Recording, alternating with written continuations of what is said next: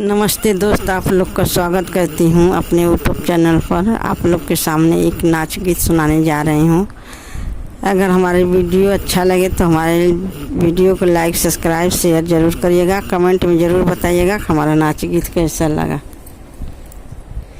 छिछिला नदिया नैया फिर काहे डोले, छिछिला नदिया नैया फिर काहे डोले, छिछिला नदिया नैया फिर काहे डोले।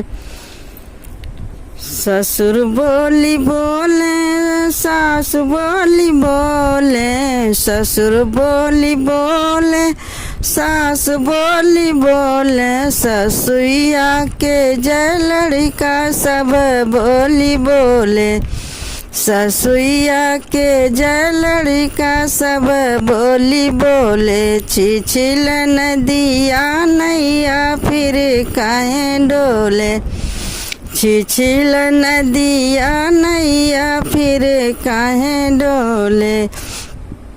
जेठ बोली बोले, जेठान बोली बोले, जेठ बोली बोले, जेठान बोली बोले, जेठनिया के जय लड़का सब बोली बोले, जेठनिया के जय लड़का सब बोली बोले। छिछिला नदिया नैया फिर काहे डोले, छिछिला नदिया नैया फिर काहे डोले।